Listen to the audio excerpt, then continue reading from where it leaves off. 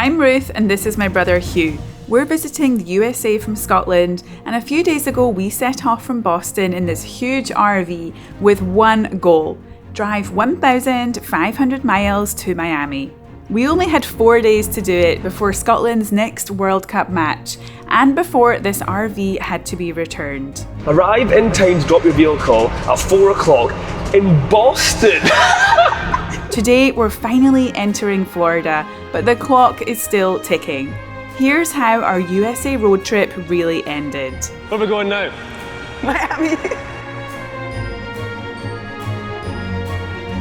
No more long trips together, please. Good morning from the state of Georgia. So last night we pulled up at a campground in the dark, and the campground was about $55, and we turned up, but it was very basic. There were no showers, there were no toilets, public toilets, no laundry, quite different to the other RV parks that we've been to before. I'm not sure if you can hear my voice. It is almost gone. I haven't been feeling very well, and got a lack of sleep on this trip. Starting to feel a bit run down, but we're on the home straight now to Miami, and we're hoping to get there later today. We've actually encountered a bit of an issue. So yesterday, towards the end of the day, I noticed a crack in the windscreen, and it's not great. And we never heard anything chip against the windscreen when we were driving. I had a look through the old videos from the moment we picked up the RV in the Walmart car park, and you can see that there is the beginning of a chip. What's happened is the chip has just expanded, obviously with the vibrations of driving. So stupidly, we should have probably done like a more detailed video when we picked up the camper van. Yeah, I just hope we get through today, get to Miami safely, and everything will be okay with this truck. After a few hours of driving, we finally crossed into Florida, the final state on this mammoth journey. Florida state line, made it to Florida. Woo! We have approached the outside of Jacksonville, one of the bigger cities here in Florida, and there are so many lanes and express lane that you need to pay a toll for. So we've stayed out of the express lane because we're not the fastest vehicle. This is the busiest you've driven in. Most lanes, Yeah. We just saw the first sign for Miami. 332 miles still to go. Are you joking me? So we have pulled off the I-95 busy road, and we're heading to a spot called St. Augustine. And this is said to be the oldest town in America. Hugh actually has a friend who is from St. Augustine, and her dad runs a diner. So we're going to head there for breakfast. Turn right into the parking lot.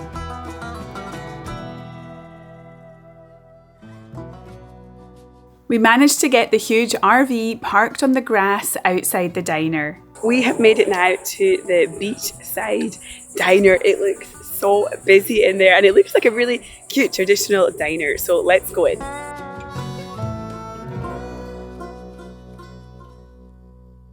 Where's the Scotland flag? Wow. Thank you. Awesome. They did a good job. It's really good. Now's a good time to go. Oh, amazing. So far ahead of everything. Really? The tech is insane. Wow. Oh my goodness. So this is a signature drink here at the beachside diner, and they have fried chicken, waffles, and then this is a virgin Bloody Mary because we have to drive today. So, oh my gosh, so good. That is yummy. It's from New Orleans. It's like a fried mini donut. Oh wow. Yeah. They're sweet. They're sweet. Yeah. So is this like a traditional Florida breakfast? This type of It's an like Florida, omelette? but southern. Southern. I ordered an omelette with a biscuit and home fries, and honestly it was one of the best breakfasts I've had on this entire trip. The omelette was full of vegetables, feta cheese and avocado, and it was absolutely delicious. This is from Florida. Yeah, it's like North Florida. It's from this area. Daddle pepper. It's like a specific type of little pepper. That's fried chicken on waffles, and you go for syrup, dude. Absolutely. Still got 4.5 hours to go. The last waffle I had was at the Waffle House. Oh, this will be a different vibe waffle. Everyone was telling me I go to the Waffle House. Let's see how it compares. Oh, No comparison. Good. So much better than Waffle House. Yeah. Love it. Crunchy, crispy. Yeah, sweet, spicy. With breakfast finished, we jumped back in the RV and got back on the road. But tell me when to start turning. No, a little bit more. Okay, now.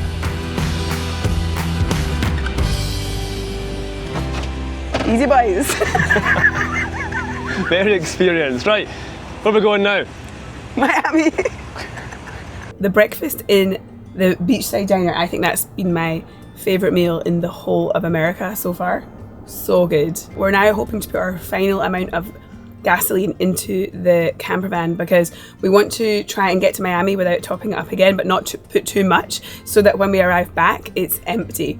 So you've calculated a few things and we're going to put about 40 gallons into the tank because we're blasting the air conditioning as well, which uses a lot of fuel. So let's get it topped up and keep going. We have a deadline to meet as this RV has to be returned in Miami by 4 p.m.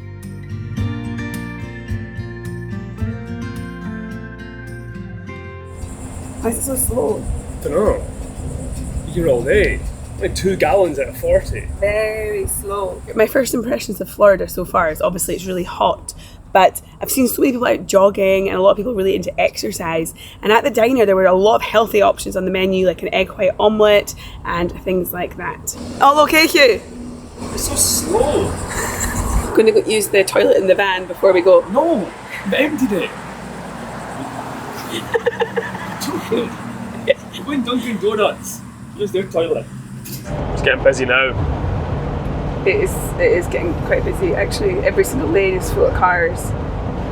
Is Florida the most populated state in the US? Third most populous state in the US. 23.5 million people. Really? Living That's here? like- That's like 4 times the population of Scotland. Crazy.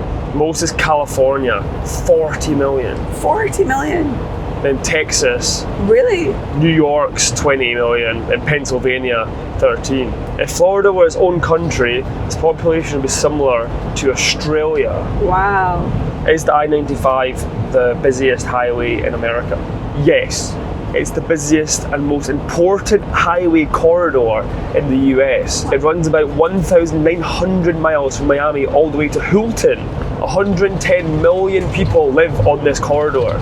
250,000 vehicles per day. Crazy. We're about to pass by a place where Scott lives, and Scott is a big fan of the channel, and he actually came on one of my group trips last year, and he said, Ruth, if you're passing this road, I want to stand on the overpass and wave at you when you go past. So I think he has a Scotland flag because he is supporting Scotland in the World Cup. So I've also got my Scotland flag ready here, so we'll need to look out for him. We should be passing him very soon. Every year I host a limited number of small group trips in Scotland to remote and wild places. I'll actually be launching a group trip to Shetland and Orkney, the northernmost island groups of Scotland, within the next few weeks. It will be taking place in spring 2027. If you're interested in being the first to know when it launches or when future group trips go live, the best thing to do is register your email on my website. Scott has sent me the location of the overpass. 2 minutes away. This is so funny. I wish we could stop, but we need to bring the camper van back. We have a deadline. Oh, I can see the overpass. There's cars going over it. There's the overpass there. Do you think he's got a Scotland flag hanging over the overpass? Probably. This is what it looks. Yeah, Scotland flag. Oh yeah. There he is. He's got a cone on his head.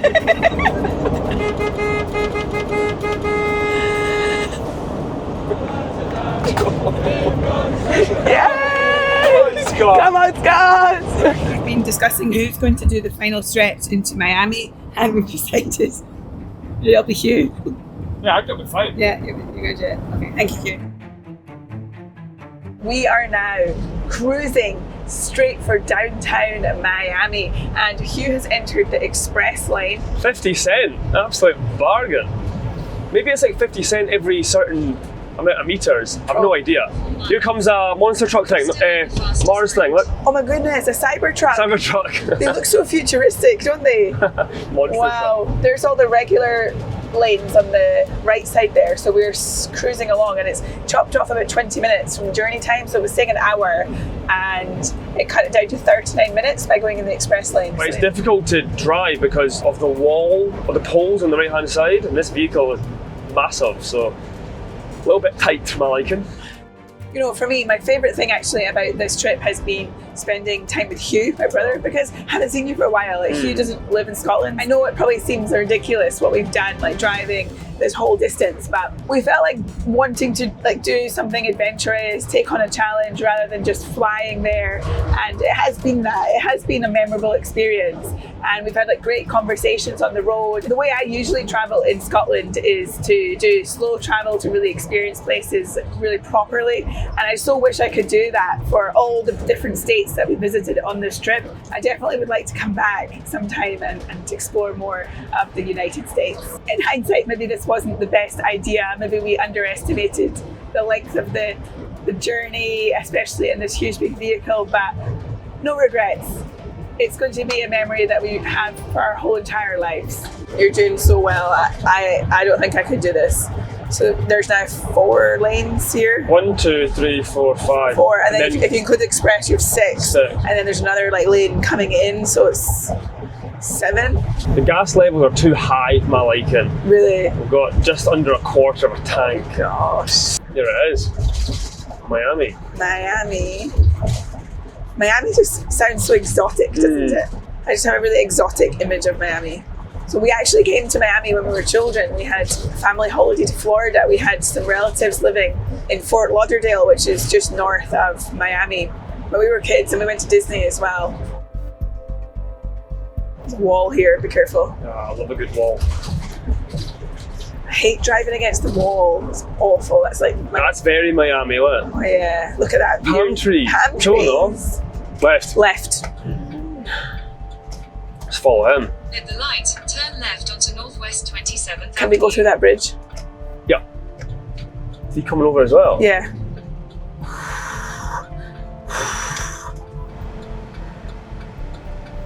Can you go now? Nah. Car's coming. Nah, no way. I think that'll go green and then... Oh my god, what's going on here? Yeah, there we go. I think we're dropping off at someone's house. Looks kind of like a residential area here. Over. 1 minute to the drop off. Actually. 1 minute left. No, oh it's my gosh, you got fast. 1 more minute to drive, Hugh. Hopefully it's Unless here. Hopefully it Indie exists. camper logo. Oh yeah, there's camper vans over there. I can see camper vans. Should we I would park say over just here? park it in the street, yeah. Well done. That was brutal.